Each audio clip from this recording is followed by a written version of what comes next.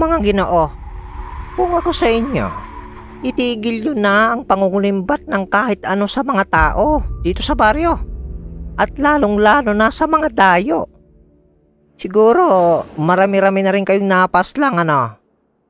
Kinakatakutan na kasi kayo ng mga tao dito eh.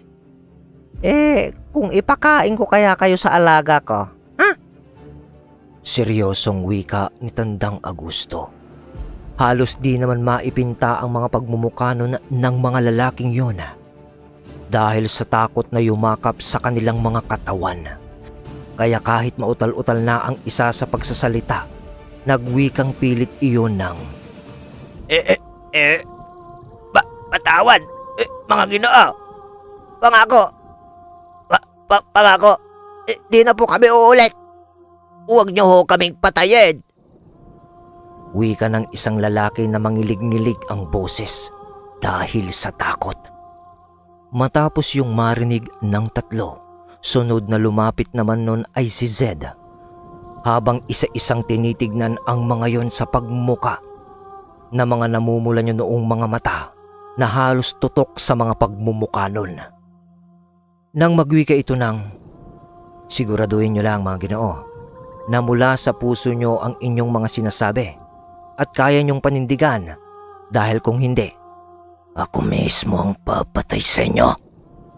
Pakunot na muka na wika ni Zed na gumagaralgal na naman ang boses. Lumalabas yung pagkademonyo sa katawan niya. Patangu-tangu lang naman ang mga lalaking yun matapos marinig ng mga ito ang sinabi ni Zed. Subalit biglang sumingit nun sa kanila si Jacob na nagbabanggaan ang mga ngipin nito sa galit sa tumutok ng baril sa kanya. Nilapitan niya yon habang nagwiwika ng, "Paano, Ginoo? Di mo ko nagawang mapaslang. Gaya ng sinabi ko, kami naman." Seryosong wika ni Jacob. Itinikom ng mahigpit nun ni Jacob ang kanyang kamao at mabilis nang sinapak ang isang lalaki na tumutok ng baril sa kanya. Bulagta sa lupa ang lalaking yun na nawalan ng malay. Ipangako nyo na di nyo nauulitin ang inyong mga gawain dahil sa susunod, di lang yan ang mangyayari sa inyo. Mariing wika ni Jacob sa mga ito. Panay lang naman ang tango ng mga lalaking yun.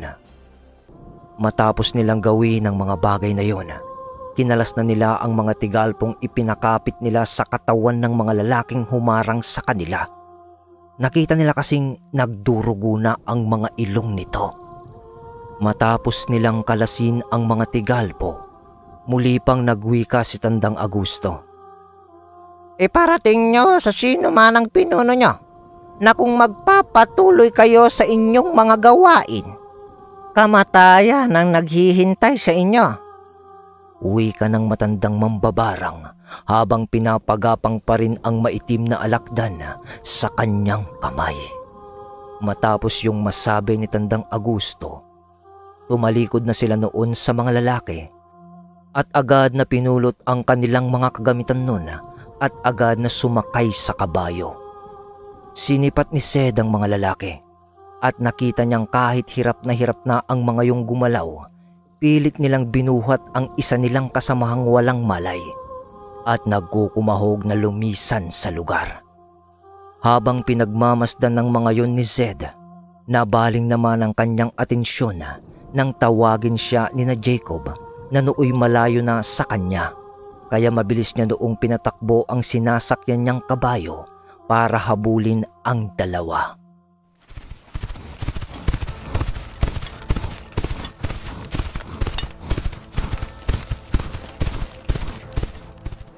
Makalipas ang ilang oras, malapit na noong magdilim ang paligid nang madapo sila sa isang maliit na pamayanan sa kabundukan ng Pontevedra.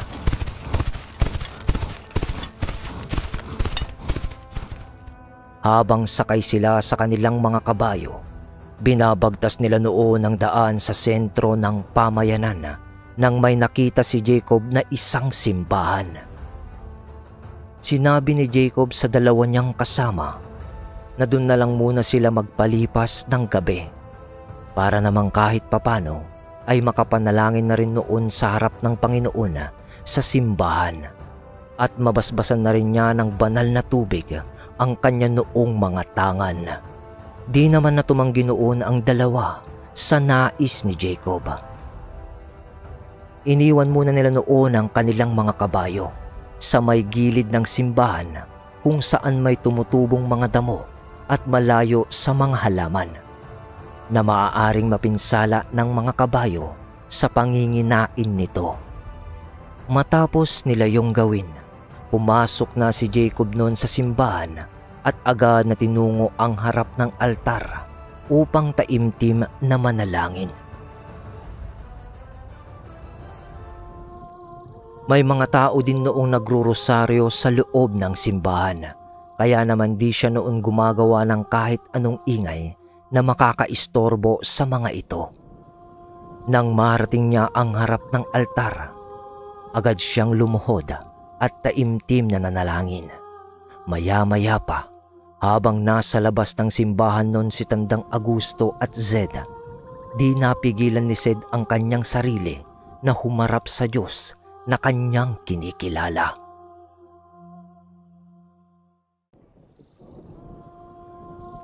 Nagpaiwan naman noon si Tandang Augusto sa labas ng simbahan dahil sa maaaring mabaklas sa kanyang katawan at iwan siya noon ng kanyang mga tangan kung sakaling pumasok siya sa loob ng simbahan. Habang pinabagtas noon ni Zed ang daan patungo sa loob ng simbahan, merong kung anong bagay ang pilit siyang hinihila papalabas ng simbahan. Subalit tiniis niya yun kahit na naaalibadbaran na siya sa kanyang pagpasok sa loob ng tahanan ng Diyos. Sa bandang likuran lang siya noon umupo at doon ay manikluhod din siyang nanalangin sa Panginoong Diyos. Kahit na panay na ang bulong sa kanya ng demonyo sa kanyang isipan dahil walang kwenta ang kanyang ginagawa. Subalit pinanlabanan yun ni Zed at ipinagpatuloy lamang ang taus-puso niyang panalangin sa may likha ng lahat. Halos mabasa na noon ng pawis ang kanya noong mga kasuotan dahil sa walang tigil na pagpapawis sa kanya noong katawan habang nakaluhod sa loob ng simbahan. Maya-maya pa ay hindi na niya natagalan pa ang kanyang mga nararamdaman at mabilis na tumayo upang lumabas ng kumbento. Paglabas niya noon sa simbahan, halos manlambot ang kanyang mga tuhod noon dahil sa panghihina niyang nararamdaman. Subalit ganun pa man, nagpapasalamat pa rin siya dahil sa nagawa niyang humarap sa Diyos at manalangin kahit na may namumugad sa kanya noong katawan na isang demonyo. Agad naman siya noong inalalaya ni Tandang Augusto para paupuin sa upuan sa labas ng gilid ng simbahan. At doon ay matyaga nilang hinintay si Jacob na lumabas. Makalipas ang ilang oras, di na namalayan ng dalawa na nakaidlip na pala sila sa kakahintay sa antingero ng kanan. Lumipas na naman ang mga oras noon. Naalimpungatan nun si Zed nang tumabi sa kanilang pinagpapahingaan si Jacob upang matulog na rin kasama nila. Wala namang problema kung dun sila matutulog dahil sa may bubong naman kahit papano ang upuan kung saan sila naroon. Pagsapit ng kinaumagahan, nagising na lang sila noon ng mga yabag at ingay ng mga tao na naglalakad patungo sa simbahan. May lumabas sa kumbento noon na isang sakristan na lumapit patungo sa kanila upang sila ay kausapin. Nang mga oras na ito ay bumangon na sila nang masipat nila ang sakristan na papalapit sa kanila. Umihikab-hikab pa sila noon.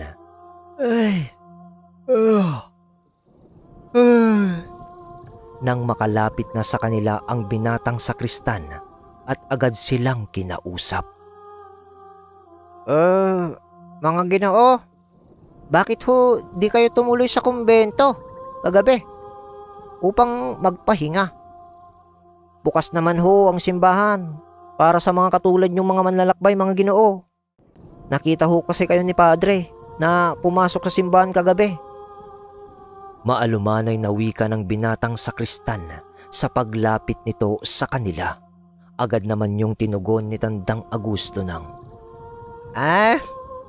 Nako iho, pakisabi na lang sa pare ng simbahang ito na humihingi kami ng pasensya kung di namin nagawang tumuloy sa simbahan para magpahinga.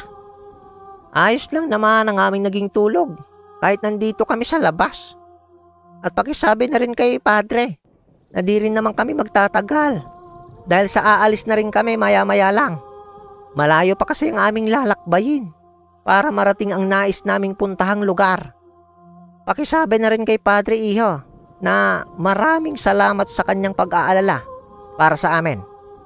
Ayos ba? Sige iho, tutuloy na kami. Wika ng matanda habang nakangiti sa binatang sakristan. Bago sila tuluyang umalis, pumasok muna silang bahagya sa simbahan at yumuko sa harap ng Panginoon habang nagtatanda ito ng krus. Matapos nila yung gawin, agad na rin naman silang umalis at kinuha na nila ang kanilang mga kabayo at tuluyan ng nilisan ang simbahan.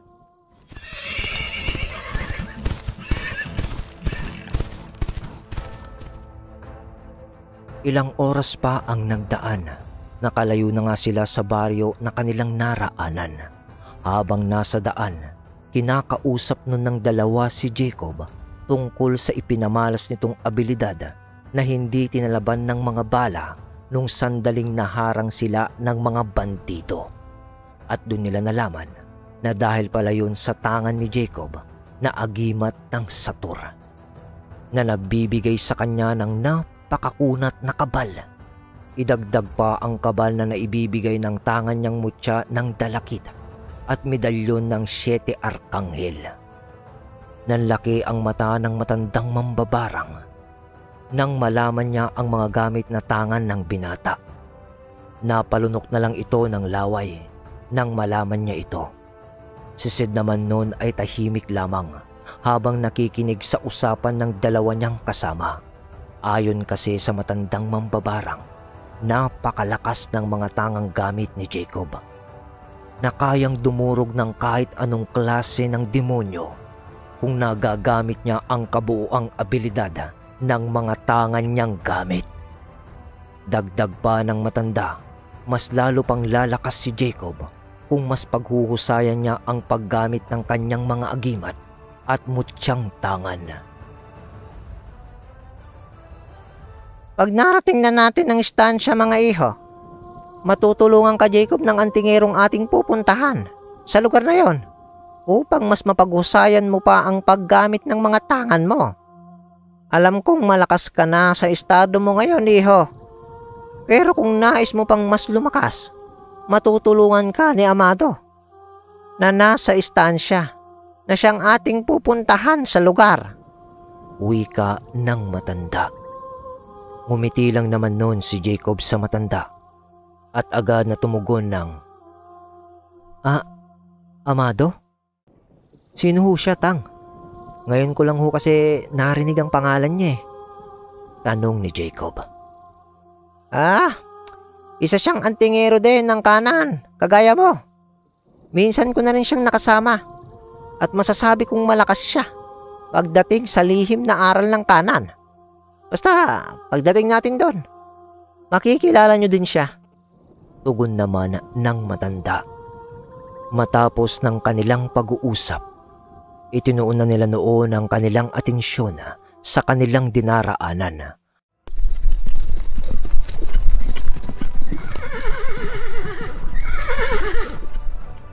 Habang tumatakbo ang kanila noong mga kabayong sinasakyan, ay patuloy din naman ang pagtakbo ng oras.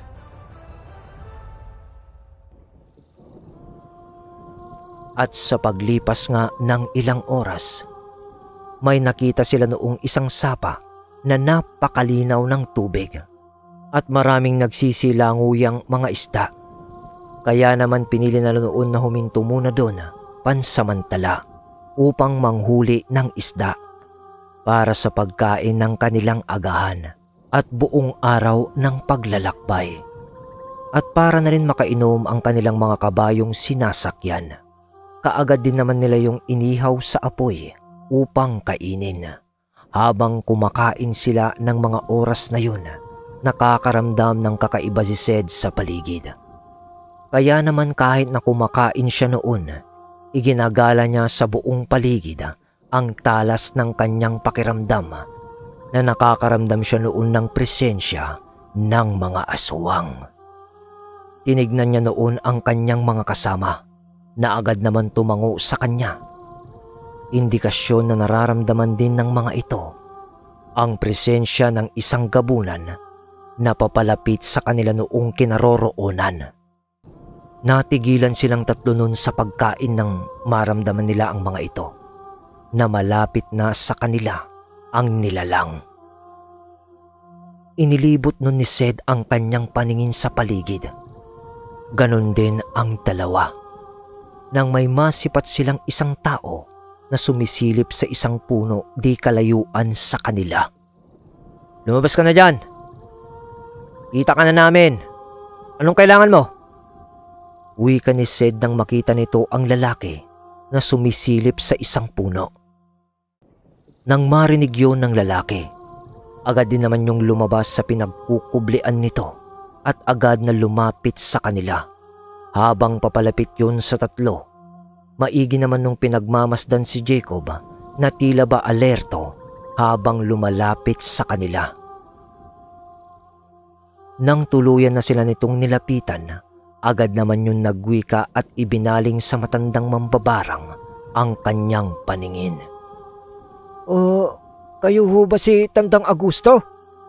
Wika ng lalaki kay Tandang Augusto. Agad din naman na sumagot yung matanda ng, Ako nga Ginoo. Bakit? Nararamdaman ko kasi mula sa inyo ang presensyang sinabi sa akin ni Mang Amado. Tutungo ho ba kayo sa istansya?" Sagot ng lalaki kay Tandang Augusto at nagtanong ulit ito. Agad din namang inilahad ni Tandang Augusto na tutungo na nga sila noon sa istansya sa lalaking nasa kanilang harapan na sa pakiramdam nila ay isang gabunan. Subalit na agaw naman ang kanilang pansin nang may isang bagay na nakapaikot sa liig ng nilalang. Kaya kaagad naman nila yung tinanong ng, Oo, patungo na nga kami sa istansya. Pero teka, bakit mo kilala si Amado? At ano bang yung bagay na yan na nasa leeg mo, Ginoo? Muling tanong ni Tandang Augusto. Tahimik lang naman noon ang dalawa habang nakikinig sa takbo ng usapan ni Tandang Augusto at ng lalaki na sumagot naman kay Tandang Augusto ng, Kami ho ang mga gabunang nasa ilalim ng sumpa ng isang antingero na kapag hindi ho namin sinunod ang mga nais ipagawa sa amin ni Mang Amado, usang hihigpit ang mga bagay na ito na nasa aming mga leeg na siyang tatapos ho sa aming buhay. At isa ho ako sa pamilya ng mga gabunang yon, Ginoo. Sinugo lang ho ako ni Mang Amado upang sunduin ho sana kayo. Dahil sa lumalala na sitwasyon sa lugar ng istansya, nagsisidagsaan na ho ang mga iba't ibang uri ng mga nilalang na hindi mo namin alam kung saan nanggagaling. Sagot naman ng lalaki. Nang marinig yun ng tatlo, nagkatinginan naman sila nun sa isa't isa. At dali-dali na nilang pinulot noon ang kanilang mga gamit at agad na hinagilap ang kanilang mga kabayo at mabilis na sumakay dito. At agad na pinatakbo na yun. Minadali na nila noon ang kanilang paglalakbay sa kadahilan ng alam nila sa kanilang mga sarili na malala na ang mga nagiging kaganapan sa istansya. Habang nagpapatakbo naman sila noon ng kabayo, nasisipat naman nila noon ang lalaki na nasa anyong gabunan na mabilis ring tumatakbo kasunod nila. Di naman na sila noon nagtaka dahil sa natural sa isang gabunan ang makapagpalit ng anyo kahit na may sikat pa ng araw sa kapaligiran. Lumipas ang maraming oras ng paglalakbay. Patigil-tigil sila noon para makapagpahinga noon ang kanilang mga kabayong dala. Di na sila noon nagtatagal sa mga tinitigilan nilang lugar dahil sa pag-aapurang marating ang istansya. Halos inabot na sila ng isang gabi na paglalakbay at magtatanghali na nila narating ang kalupaan ng istansya. Dinala sila noon ng lalaki na kanilang kasama sa isang lugar malapit sa dalampasigan. Nagtungo sila noon sa isang bahagi kung saan may mga puno ng bangkal at halaman ng bakong.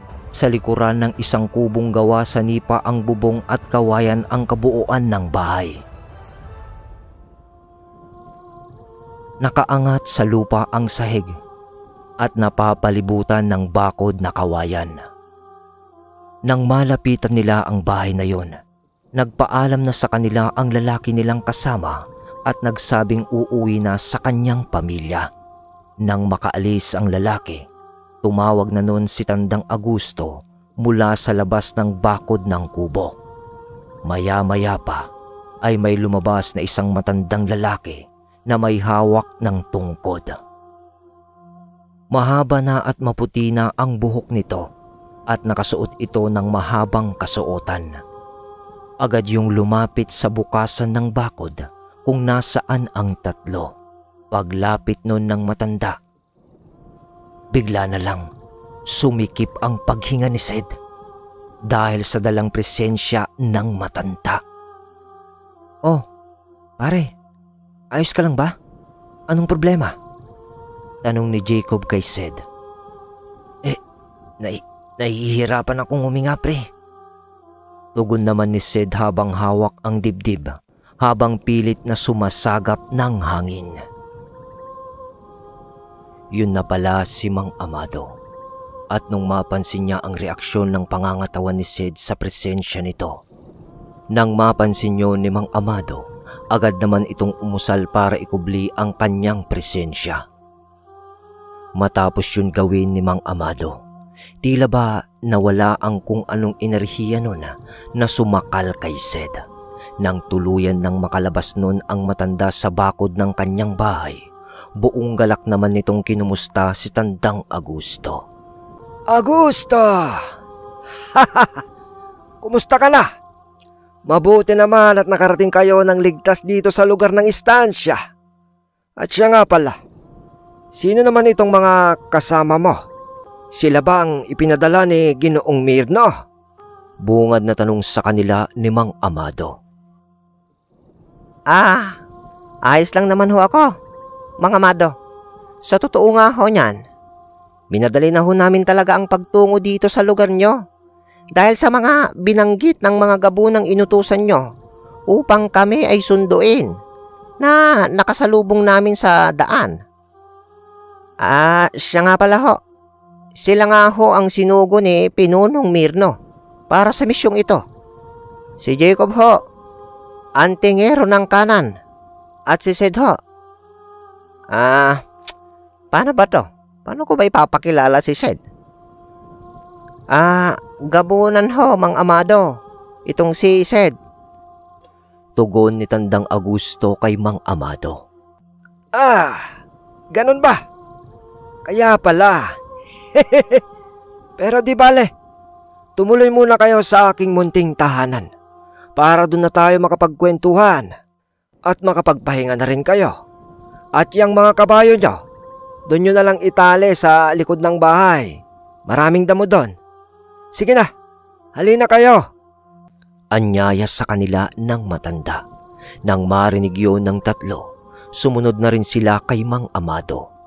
Nang makapasok na sila sa kubo nito, agad naman sila nitong pinaupo sa isang bangko.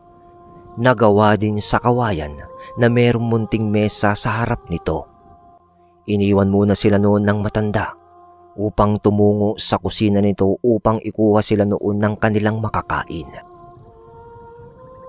At paglabas nga nito, may daladala yung isang bandihado kung saan merong isang malaking isdang inihaw. Maya-maya pa ay pumasok ulit ito sa kanyang bahay at paglabas ay kanin naman ang dala nito at isang pitsyel ng tubig. Ayan. Kumain muna kayo. Alam kong gutom na kayo dahil sa malayo ang inyong nilakbay. Sige na, huwag na kayong mahiya ha. Huwag nyo na akong alalahanin. Kumain na kayo. Para sa inyo talaga yan. Wika ni Mang Amado matapos nitong ihain ang pagkain ng tatlo. Nang dahil sa kumakalam na noon ang kanilang mga sikmura, nang dahil sa gutom at pagod sa kanilang paglalakbay. Kaya naman, nilantakan nila noon ang pagkain na inihain sa kanila ni Mang Amado. Habang kumakain sila noon, kinakausap naman sila ni Mang Amado. Tinatanong nito si Tandang Augusto kung bakit isang aswang ang kasama na sinugo ni Ginoong Mirno sa isang misyon. Sinagot naman yun ng matanda na magkaibigan ang dalawa, isang kanan at kaliwa, na mayroong mga pambihirang lakas ayon pa kay Tandang Augusto. Na magugulat na lang si Mang Amado kapag dumating ang oras ng laban dahil dun lumalabas ang tunay na kakayahan ng dalawa. Tinanong din ni Tandang Augusto nun si Jacob kung interesado ba ito.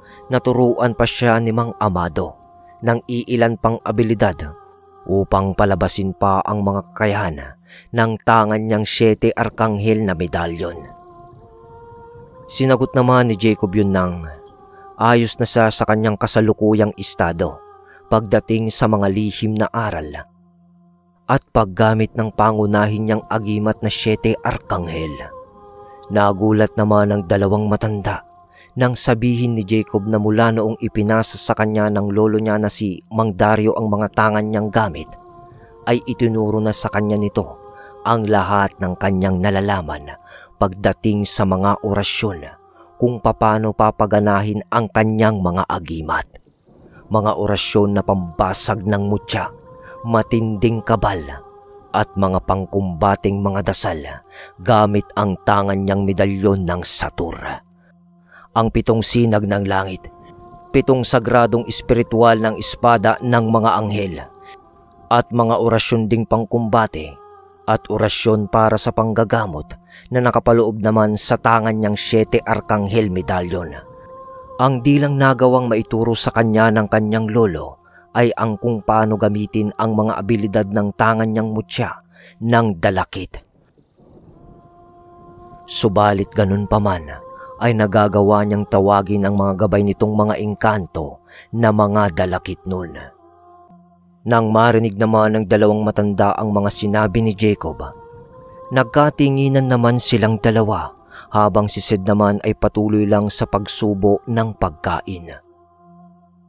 Matapos ang kanilang pagkain at pag-uusap, pinagpahinga muna sila noon ng matanda sa kanyang kubo.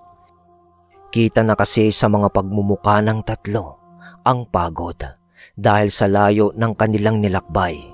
Marating lamang ang lugar ng istansya.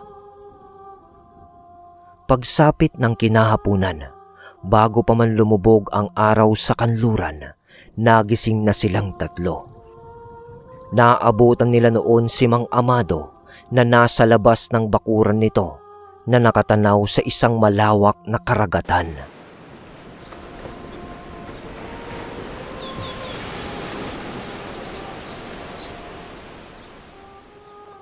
Nakaupo yun sa isang malaking bato na nakalubog sa buhangin. Nang mapansin sila nito, agad naman sila nitong tinawag at inaya na maglakad-lakad muna sa dalampasigan. Habang nakasilay pa sa karagatan ang nagbabadya na lumubog na araw. Habang naglalakad sila noon, ramdam na ramdam nila ang napakadalisay na panahon at napakagandang mga tanawin doon. Napakapresko din ng hangin na nagmumula sa karagatan.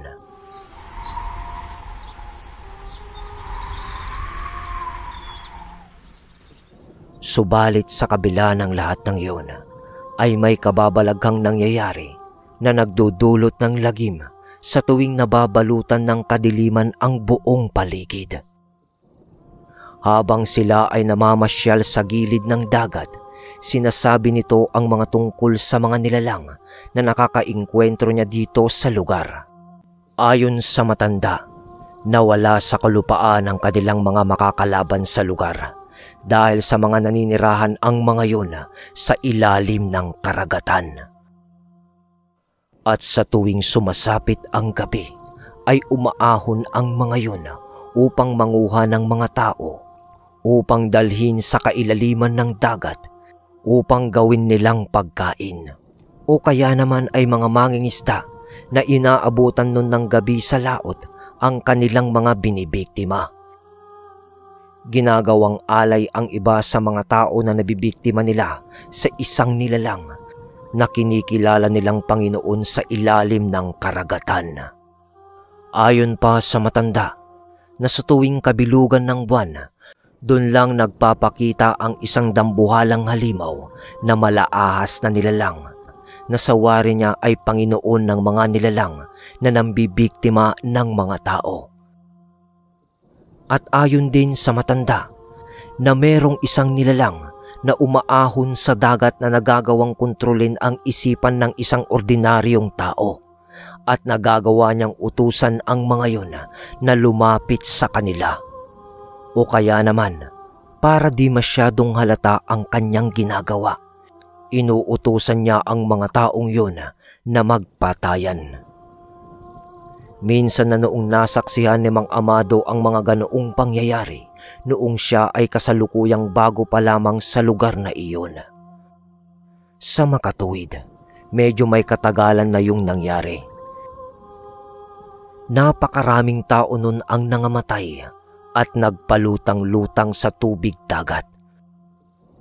Subalit nang kukuhanin na ang mga bangkay ng mga yun, katakatakang walang kahit ni isa ang nakita. Ilang oras pa kasi ang lumipas nun bago nalaman ng ibang naninirahan sa lugar ang mga nangyari. Gabi din kasi naganap ang insidente.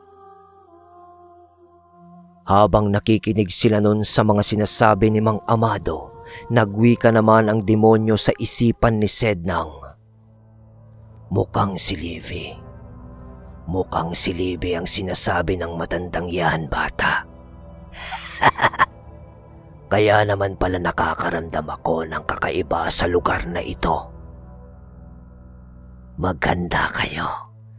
Mas malakas ang makakaharap nyo sa pagkakataong ito. Wika ng demonyo sa isipan ni Sed. Nang marinig ni Sed ang mga sinabi ng nilalang sa kanyang isipan, di naman na niya yun tinugon pa at muli na lang niyang itinuon ang atensyon niya sa mga sinasabi sa kanilang impormasyon ni Mang Amado. Marami silang napag-usapan nun ukol sa mga bagay-bagay na nangyayaring kababalaghan sa lugar. Matapos ng kanilang mga naging pag-uusap, napagpasyahan na nila noon na umuwi na dahil sa papasapit na ang takip silim ng oras na yun. May nakita pa sila noong papadaong na mga mangingisda sa pangpang ng dagat. Hinintay pa nila ang mga yun upang magtingin ng mga huli nung mga dadaong. Sakto namang maraming huli ang mga yun, kaya naman binigyan na lamang sila ng mga ito ng ilang pirasong isda. Kilala na din kasi ng mga tao sa lugar si Mang Amado bilang tanyag na manggagamot sa lugar. Agad silang nagpasalamat sa mga mangingisdang yun at agad na umalis na para umuwi. Matapos yun ay agad silang nagpasalamat sa mga mangingisdang yun at agad na umalis para umuwi. Makalipas ang ilang sandali, nakarating na nga sila sa kubo ni Mang Amado. Doon ay masaya silang naghapunan at namahinga. Lumipas pa ang mga araw, linggo. Wala pa namang kakaibang nangyayari sa lugar. Subalit ganun pa man, ipinagbilin ni Mang Amado sa tatlo na maging handa sa bawat oras at araw na lumipas. Hanggang sa dumating ang isang pagkakataon. Nang isang hapon, medyo madilim na ang paligid noon. nang makarinig sila ng mga lagapakan at pagtitilian ng mga kababaihan. Kaya naman dali-daling lumabas silang apat nun at sa paglabas nila, ang mga nasa 10 mga mangingisda na nasa bangka pa lamang ay naghahampasan ng mga sagwan sa bawat isa. Nasa 5 ang bangkang yon na meron tagdadalawang tao na lulan nito na nagpapatayan. Maya-maya pa, napamura nun si Mang Amado at nagwika ng, Nako! Puta! Lintek! Maganda kayo! Mukhang mananalasan na naman ang mga nilalang na mula sa dagat na yan. Kabilugan pala ng buwan ngayon.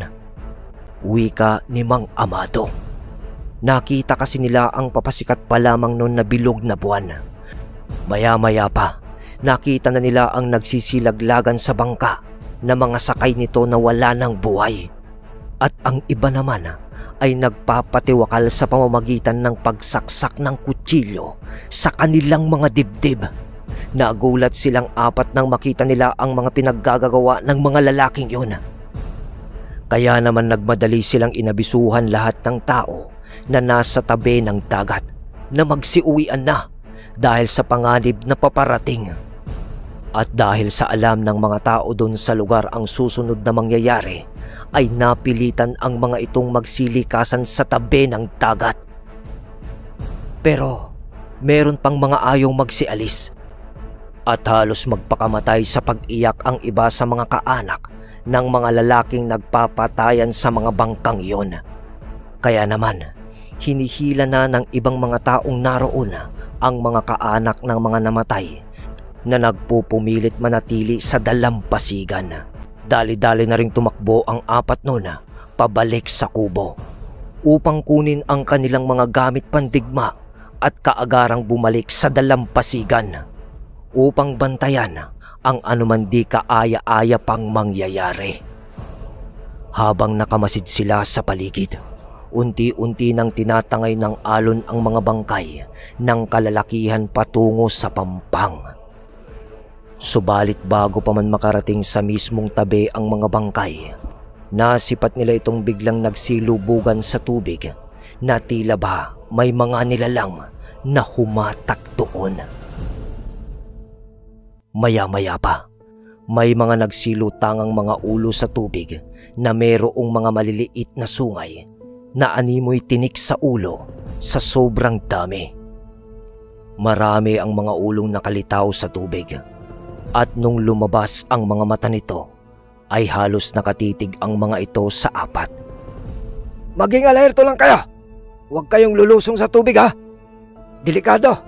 Mas marami sila ngayon. Wika ni Mang Amado. Kanya-kanya na sila noong usal pang puder sa katawan. Hawak na rin nila noon ang kanilang mga sandata na punong-puno ng mga dasal. Sisid lang noon ang walang hawak na sandata. Dahil sa kailangan niya pa yung tawagin sa tuwing nasaan yung gabunan lamang siya. Maya-maya pa, nagsisimula ng gumalaw ang mga ulong nasa tubig at papalapit na ito sa pampang ng dagat. Nang dumating sa puntong nasa bandang mababaw na ang mga nilalang, dito na sila nag-umpisang nagsitayo. Kaya naman medyo paatras ang apat. Dahil sa marami ang bilang ng mga nilalang na yun na umahon mula sa dagat. Paglalarawan ni Jacob sa mga nilalang na yun, maihahalin tulad mo sa muka ng isang mabangis na isda ang pagmumuka ng mga nilalang na yun. Pinaghalong itim at berde ang kulay ng makaliskis nitong mga balat, mahahabang mga galamay. At yung mga kamay na yun ay mahahaba ang mga daliri na magkakakonekta ang mga balat. Maraming matatalas na pangil. Nagliliwanag na kulay dilaw na mga mata. At merong yung mga palikpik na may nagsisitalasang mga tinik. Merong ding mahahabang buntot ang mga yun na merong ding palikpik. Ilang sandali pa, meron pang isang nilalang ang umahon mula sa dagat. Kapareho lang ang itsura noon sa mga naunang nilalang. Malaki nga lang ito at mas mahahaba ang matatalas nitong mga tinik sa katawan. Agad na umabante yon patungo sa unahan ng mga nilalang. Habang naglalakad ang isang nilalang na yun, itinuro nito si Mang Amado habang nagsasabi ng, Hadlang ka na naman ba sa aming mga plano? Hayaan nyo na lang kami sa aming nais upang walang masaktan sa inyo. Kulang pa ang aming nakuhang pagkain para sa aming Panginoon. Kailangan na namin ng mas marami. wika ng nilalang. At kung hahadlangan mo pa ulit kami, baka sa susunod, ang aming Panginoon na ang pumunta dito sa lugar nyo. At sinasabi ko sa inyo, di nyo siya makakayang talunin kahit ilan pa kayo. Dagdag pa na sabi ng nilalang. Agad namang yung tinugon ni Mang Amado. Ano ngayon? Kung hadlangan namin kayo, anong gagawin nyo? Papatayin nyo kami? Nung ako nga lang, di nyo ako mapatay eh. Ngayon pa kayang apat na kami? Tugon pa ni Mang Amado sa nilalang na punong-puno ng kumpiyansa. Nang dahil sa sinabi ni Mang Amado, nagsiangilan ang mga nilalang habang ikinakampay nila ang kanilang mga buntot.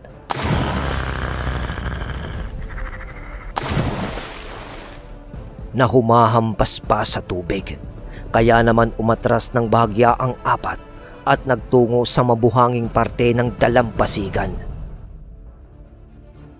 Inihanda na nila noon ang kanilang mga sarili para sa nakaambang sagupaan laban sa mga nilalang mula sa dagat. Panayang bitaw noon ni Jacob ng mga palipad hangin, subalit walang nagiging epekto yon sa mga nilalang. Umusal din siya noon ng mga pangtigalpo na may basbas ng 7 arkanghel. At agad niya yung pinakawalan sa isang nilalang, dahilan upang tumumba iyon sa tubig. Makita yon ng mga kasama nito, mabilis nang sumugod ang mga yun sa kinatatayuan ng apat. Kanya-kanyang handa ng sandata ang tatlo, sangkot kay Jacob, sibat kay Tandang Augusto, at mahabang jungle bolo naman kay Mang Amado. Si Sid naman noon ay nagpalit na sa pagiging gabunan. Dahil sa nasipat din nito na di tinatalaban ang mga yun ng palipad usal ni Jacob, kaya batid na niya na malalakas ang mga nilalang na yun na nagmula pa sa ilalim ng karagatan. Mga birbiroka! Mga birbiroka ang mga yan! Mga kasama, mag-iingat kayo. May dalang mga laso ng tinik sa buntot ng mga yan. Pasigaw na wika ni Mang Amado. Nang makatapak na sila sa dalampasigan na tuyo ang buhangin, doon na rin nag-umpisang umabante ang mga nilalang. Nakita pa nilang nag-uusal ng orasyon ang isang malaking nilalang na kung tawagin ni Mang Amado ay mga birbiroka. Matapos mag-usal ng nilalang, inilapat nito ang kanyang kamay sa tubig na tila ba meron itong kinukuha doon na kung anong bagay. At sa pag-angat nga ng kamay nito, may hawak na itong isang sandata na hindi pamilyar sa kanilang apat. Ayon sa kanilang nakita, para yung kalansay na tinik ng isang malaking isda, at matatalimang bawat tulis na bahagi nito. Nababalutan din yon ng lumot na nagsisilbing pampatibay ng bagay na yon. Matapos yung makuha ng nilalang, bigla itong umatungal ng pagkalakas-lakas. Sabay turo ng kanyang sandata sa apat na naging hudyat upang sumugod ng mabilis ang mga aliporis nitong mga birbiroka. Matapos makatapak ng mga yon sa pampang ng dagat, naghihintay lang naman noon ng apat sa nalalapit nilang sagupaan habang nananatili sa kanilang kinatatayuan. Paglapit sa kanila ng mga nilalang, agad sila nitong pinalibutan habang inaangilan sila ng mga ito. Tumutulo pa ang mga tubig sa katawan ng mga nilalang na yun habang naglalakad papaikot sa kanilang apat. Kaya naman nagtalikuran sila noon upang mabantayan ang bawat isa. Nang biglang sumunggab ng pag-atake ang isang nilalang kay Jacob, inihataw nito ang matatalas niyang kuko na siya namang dali-daling sinangga ni Jacob ng kanyang sangkot. Pagkatama nun sa patalim ni Jacob, napasigaw naman yon ng mahati sa dalawa ang kamay niyang ginamit na pang-atake. Tumulo ang dugo ng nilalang na yon na kulay berde sa kanyang nahating kamay. Nang dahil sa kaganapang yun, sabay-sabay na sumugod ang mga nilalang. Halos paulanan sila ng mga ito ng mga pagkalmot na kanila namang tinagang pinagsasasangga ang mga yon. Nang dahil doon ay naghihiyawan na din silang apat. Nang mga sandaling ito, tangan ni Zed ang kadena ng impyerno. Subalit sa pagkakataong iyon ay nagtataka si Zed dahil sa nagmukhang ordinaryong kadena lang nun ang kanyang kadenang tangan. Subalit din niya yon nabigyan ng pansin dahil sa mga nilalang na buong lakas din siyang inaatake. Kinausap niya na lang noon ang demonyo sa kanyang katauhan upang malaman kung bakit nawala ang bagang tangan ng mga kadena niyang hawak. Huwag ka nang magtaka. Nasa teritoryo tayo ng immortal kong kalaban sa impyerno. Alalahanin mo, tubig ang kalaban natin sa sandaling ito. Pero kung tatanggapin mo ang aking tulong na kalahati ng buong kapangyarihan, maibabalik mo ang apoy ng iyong sandata. Dahil yun ang aking kapangyarihan. Sagot ng nilalang sa kanyang mga katanungan. Huwag mo kong linlangin, demonyo. Kung nais mo pang mabuhay sa mundong ito, ibalik mo ang kapangyarihan ng kadena kong tangan. Dahil pag namatay ako sa lugar na to, wala ka nang babalik ang katawan sa mundong ito. Maotoridad na sagot naman ni Zed sa demonyo at sa mga naging tugon ni Zed sa demonyo sa kanyang isipan. Wala naman yung nagawa pa at nagbuntong hininga na lamang kasunod ng mga salitang, "Sa bagay, tama ka. Naisahan mo ata ako doon. Kaya sige, bubuhayin ko ang ningas ng kadena mong tangan." Huling wika ng demonyo sa kanyang isipan. Matapos sabihin yun ng demonyo, naramdaman ni Zed ang gumagapang na init mula sa kanyang dibdib patungo sa kanyang mga bisig hanggang umabot sa kanyang mga kamay kasunod ng muling pagbabaga ng kadena na kanyang hawak. Habang inihahataw niya yun sa mga nilalang, tumatalbog lang naman yun sa mga makaliskis na balat ng mga ito. Nagagawa naman yung masaktan, subalit hindi natitinag ang mga ito. Ilang sandali pa, unti-unti nang nagkukulay baga ang mga kadenang yun, hanggang sa tuluyan na nga iyong nagbaga.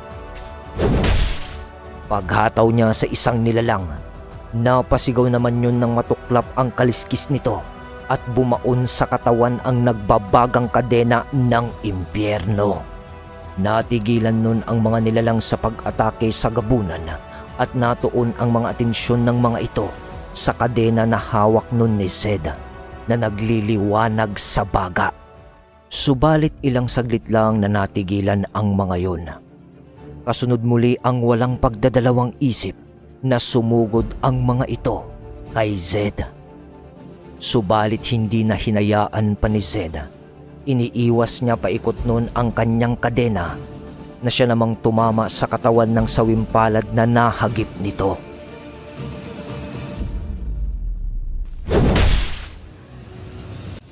Nag-iwan kasi sa katawan ng mga nilalang ng isang malaking sugat ang kadenang yun. habang umuusok ang mga pinsalang natamo ng mga berberoka. Hindi magkamayaw sa pamimilipit ang mga nilalang na yun dahil sa sakit na kanilang naramdaman. Samantala, ang dalawang antingero naman noon ng kanan at si Tandang Agusto na antingero ng kaliwa ay nakikipagbakbakan din sa mas maraming nilalang. Si Tandang Agusto noon ay sinasalag ang mga pag-ataking ginagawa ng mga nilalang na yun sa pamamagitan ng pagsalag niya sa tangan niyang sibat. May ilan na siyang kalmot na natatamo noon mula sa mga nilalang.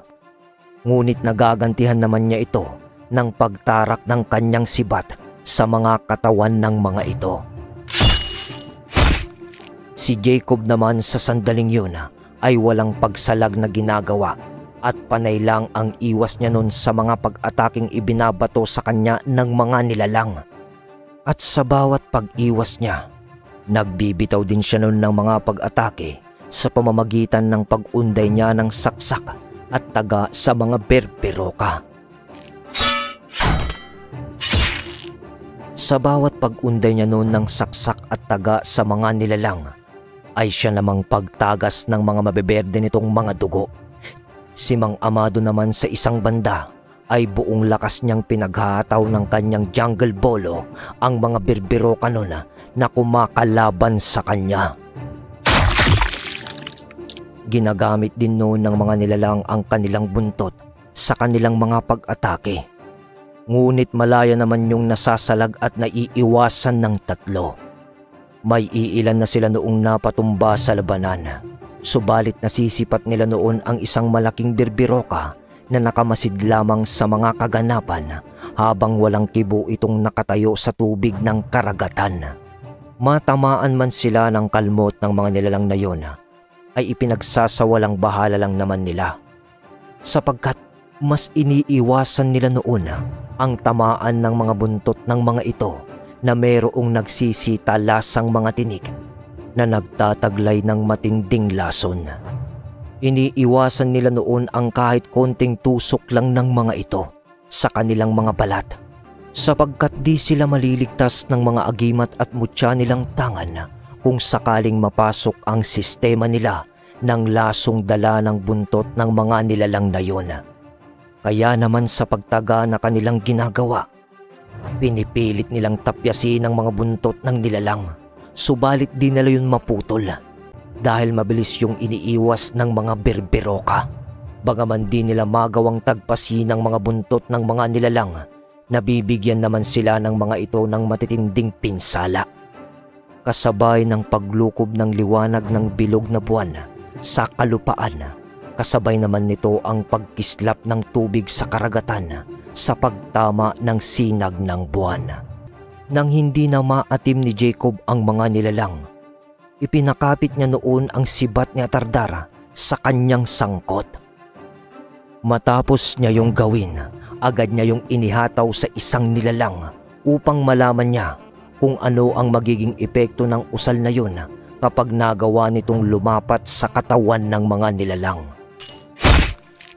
At nang matamaan ang isang nilalang, agad yung nagpagulong-gulong sa buhangin habang hinahawakan ng madiin ang malalim na sugat nitong natamo matapos tamaan ng sangkot ni Jacob. Nang makita yun ng kasamahan nitong mga berberoka, bahagya naman natigilan ang mga yun dahil sa alam nilang matutulad sila sa isa nilang kasama kung sakaling makatanggap sila ng isang sugat mula sa sandata ni Jacob. Kitang-kita nila kasi na unti-unting lumalalim at lumalaki pa ang sugat ng isang nilalang. Natila ba nilalamon ang nilalang na yun ng sarili niyang sugat? Napangisi naman noon si Jacob matapos niyang makita ang epekto ng sibat ni Atardara sa mga nilalang.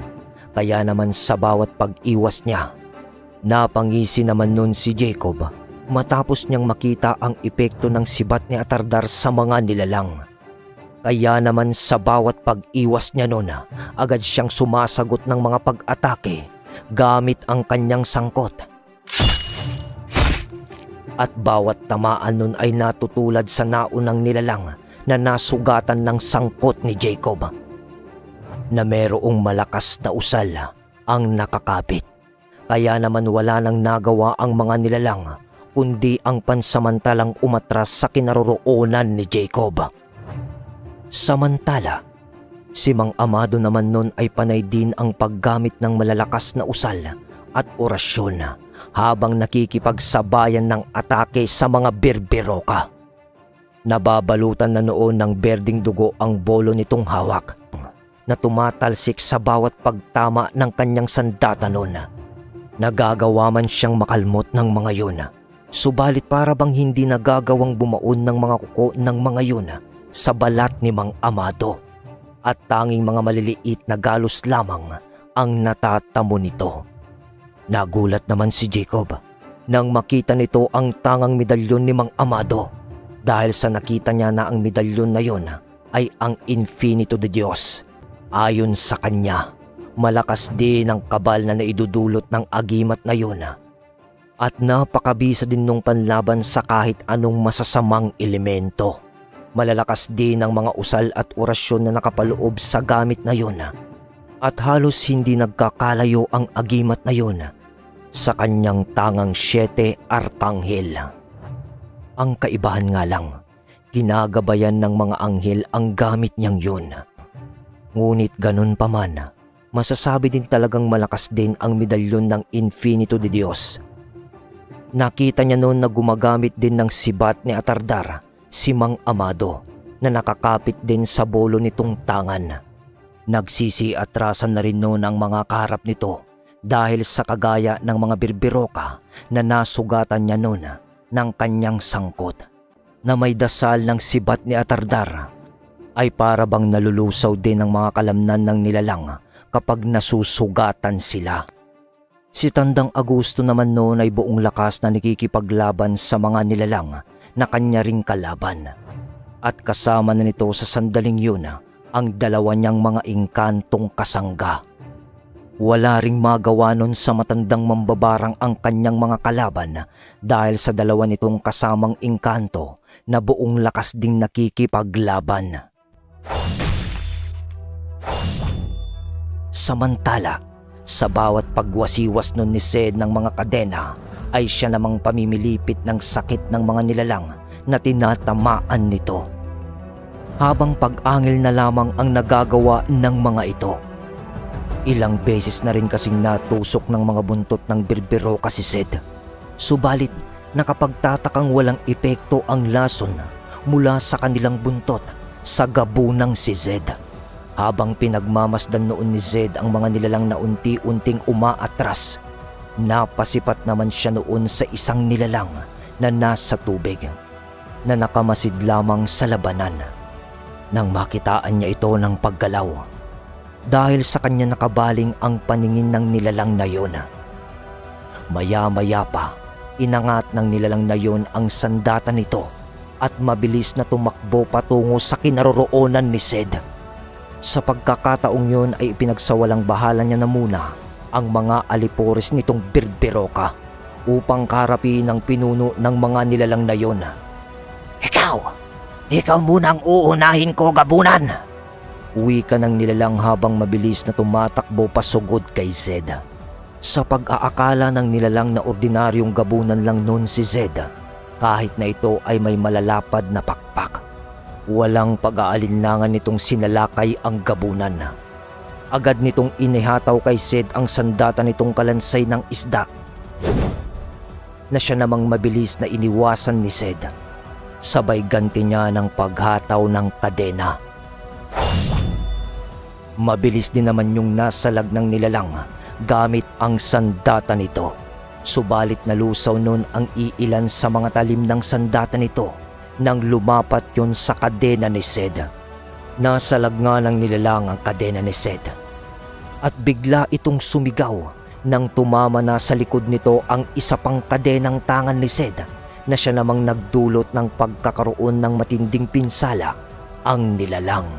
Habang hawak ng nilalang ang sandata nito, unti-unti na rin naman itong umatras sapagkat napagtanto niya na di niya kakayanin ang lakas ng gabunan.